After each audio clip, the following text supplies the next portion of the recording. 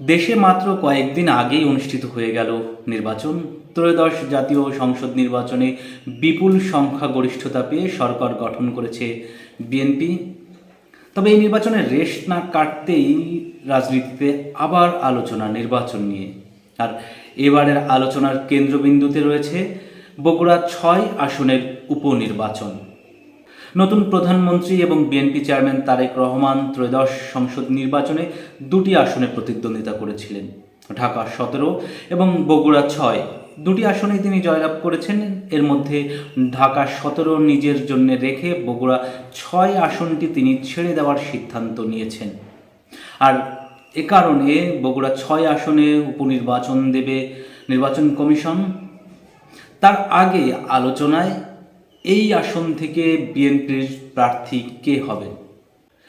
এই আসনটি নিয়ে এত আলোচনা কারণ এই আসনে বিএনপির প্রার্থী কে হবেন রাজনৈতিকভাবে সেটির তাৎপর্য অনেক বেশি।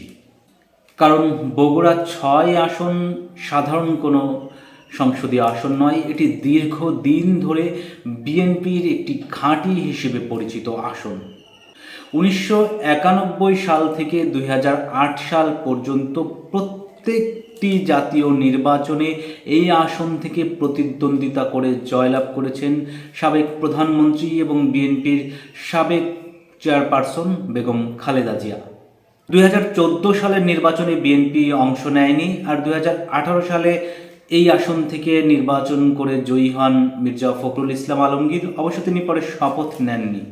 আর সর্বশেষ ২০২৬ সালে বগুড়া ৬ থেকে নির্বাচনে প্রতিদ্বন্দ্বিতা করে বিপুল ব্যবধানে জয়ী হয়েছেন তারেক রহমান।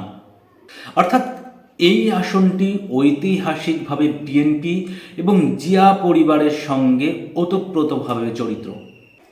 এ কারণেই বগুড়া ৬ আসনের উপনির্বাচনকে শুধুমাত্র একটি আনুষ্ঠানিকতার নির্বাচন হিসেবে দেখার সুযোগ নেই। এটি বর্তমান সরকার এবং বিএনপির জন্য একটি ভবিষ্যৎ রাজনৈতিক বার্তা হিসেবে দেখা দিয়েছে। বগুড়া ৬ আসনের প্রার্থিতা নিয়ে আলোচনায় রয়েছে বেশ কয়েকটি নাম। প্রধানমন্ত্রী এবং বিএনপি চেয়ারম্যান তারেক রহমানের স্ত্রী ডাক্তার জুবাইদা রহমান, জিয়া পরিবারের প্রয়াত সন্তান আরাফাত রহমান কোকোর স্ত্রী সৈয়দা শামিলা রহমানের নামও রয়েছে আলোচনায় রয়েছেন স্থানীয় বিএনপির বেশ কয়েকজন নেতার নামও। তবে সবাইকে ছাড়িয়ে সবচেয়ে জোর আলোচনা, জোর গুঞ্জন, জোর আগ্রহ জাইমা রহমানকে নিয়ে। প্রশ্ন হচ্ছে, কেন জাইমা রহমান?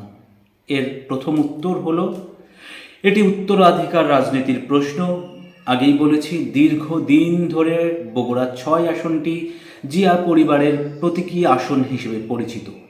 তাই এই আসনে জিয়া পরিবারের উত্তরাধিকার হিসেবে কেউ প্রতিদ্বন্দ্বিতা করবেন, সেটি স্বাভাবিকভাবেই সবচেয়ে বেশি মানুষের চাওয়া। এখানে জিয়া পরিবারের নতুন প্রজন্মের কাউকে আনা মানে হচ্ছে আগামী দিনের জন্যেও রাজনৈতিক ধারাবাহিকতার একটি বার্তা দেওয়া। দ্বিতীয় বিষয়টি হলো প্রজন্মের রূপান্তর। বাংলাদেশের রাজনীতিতে এখন তরুণ প্রজন্ম জোরে সোরে আলোচনায়। তরুণ প্রজন্মের একটি বেশ শক্তিশালী অবস্থানও তৈরি হয়েছে বাংলাদেশের রাজনীতিতে। সেই দৃষ্টিকোণ থেকে জিয়া পরিবারের তরুণ প্রজন্মের কেউ রাজনীতিতে আসলে সেটি দেশের তরুণ প্রজন্মের জন্যে অনেক বেশি উৎসাহব্যঞ্জক হবে। আর তার ইঙ্গিতও আমরা কিন্তু ইতিমধ্যে পেয়েছি বিভিন্ন কূটনৈতিক আলাপে, বিভিন্ন রাজনৈতিক গুরুত্বপূর্ণ আলাপে তারেক রহমানের সঙ্গে আমরা দেখেছি জাইমা রহমানকে। তো সেটি দেখে মোটামুটি এটি স্পষ্ট যে আগামী দিনে প্রজন্মের ধারাবাহিকতায় জাইমা রহমান রাজনীতিতে অবশ্যই আসছেন। আর বগুড়া ৬ আসনে কেন জাইমা রহমান জরুরি, সেক্ষেত্রে তৃতীয় বিষয়টি যেটি আমরা মনে করি সেটি হচ্ছে নারী নেতৃত্ব। আমরা দেখেছি দীর্ঘদিন ধরে বাংলাদেশের সরকার প্রধান হিসেবে নারীরা নেতৃত্ব দিয়েছেন। এই জায়গা থেকে নতুন প্রজন্মের মধ্য থেকেও নারী নেতৃত্ব আলাদা একটা প্রতীকী অর্থ কিন্তু বহন করতে পারে। তবে জাইমা রহমানকে বগুড়া ৬ আসনের প্রার্থী করার একটু ছোট্ট রাজনৈতিক ঝুঁকিও কিন্তু রয়েছে। এটি যেমন ভবিষ্যৎ রাজনীতির জন্য শক্ত বার্তা, তেমনি জাইমা রহমানকে প্রার্থী করা হলে এটিকে পরিবারতন্ত্রের উদাহরণ হিসেবেও কিন্তু দাঁড় করাতে পারেন বিরোধী দলের রাজনীতিবিদরা। কারণ দীর্ঘদিন ধরেই বাংলাদেশের রাজনীতিতে পরিবারতন্ত্র ভাঙার একটা আলোচনা চলছে, যদিও সেই আলোচনা কিন্তু খুব বেশি জোরালো বা কার্যকরী হবে বলে মনে হয় না। কারণ বাংলাদেশের মানুষ, একটি বড় অংশের মানুষ এখনও শেখ পরিবারের রাজনীতিতে বিশ্বাসী এবং একটি বড় অংশের মানুষ জিয়া পরিবারের রাজনীতিতে বিশ্বাসী। অর্থাৎ তাদের কাছে আওয়ামী লীগ মানে শেখ পরিবারের কেউ নেতৃত্ব দেবেন এবং বিএনপি মানে জিয়া পরিবারের কেউ নেতৃত্ব দেবেন। সব মিলিয়ে জাইমা রহমানকে বগুড়া 6 আসনের প্রার্থী করা একদিকে যেমন রাজনৈতিক কৌশলগত খুব ভালো সিদ্ধান্ত হতে পারে, তেমনি একইভাবে বিপরীত দিকে কিন্তু বিতর্কের সৃষ্টিরও সুযোগ রয়েছে। আবার সাংগঠনিক দিক দিয়ে চিন্তা করলে সংগঠনের জন্য স্থানীয় রাজনীতিবিদদের ভূমিকাও কিন্তু অনেক বেশি। তাই যে কোনো স্থানে, যে কোনো এলাকায় প্রার্থী নির্বাচনের ক্ষেত্রে স্থানীয় রাজনীতিবিদদেরও বিষয়টি মাথায় রাখতে হয়।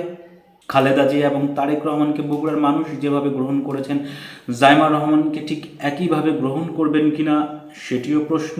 অর্থাৎ স্থানীয়দের মতামত উপেক্ষা করা ঠিক হবে কিনা সেটিও কিন্তু বিএনপির সামনে প্রশ্ন হিসেবে দেখা দিয়েছে। তাই বগুড়া 6 আসনের উপনির্বাচনে প্রার্থী নির্ধারণের ক্ষেত্রে দলীয় ভারসাম্য বজায় রাখার বিষয়টিও কিন্তু বিএনপিকে মাথায় রাখতে হবে। সব মিলে বগুড়া 6 আসনের উপনির্বাচন ভোটের লড়াইয়ের চেয়ে বড় কিছু হিসেবে দেখা দিয়েছে। যদি এই আসনে জাইমা রহমানকে বিএনপির প্রার্থী হিসেবে বেছে নেওয়া হয়, তাহলে সেটি হবে ভবিষ্যৎ রাজনীতির ঘোষণা। অন্যদিকে যদি স্থানীয় কাউকে বেছে নেওয়া হয়, সেটি হবে তৃণমূলের প্রতি আলাদা একটা শ্রদ্ধা, সাংগঠনিক ভারসাম্য বজায় রাখার বার্তা। এখন দেখার বিষয় বিএনপির দলীয় হাইকমান্ড কোন পথ বেছে নেয়। তবে আমরা আপনাদের মতামত জানারও অপেক্ষায়। বগুড়া 6 আসনে প্রার্থী হিসেবে কাকে বেছে নেওয়াটা দলের জন্যে সঠিক সিদ্ধান্ত হবে সেটি আপনারা জানাতে পারেন কমেন্টে। আর আমাদের অকবিদ চ্যানেলটি সাবস্ক্রাইব করার অনুরোধ তো রইলই। ভালো থাকুন আপনারা সকলে, দেখা হবে নতুন কোনো ভিডিওতে।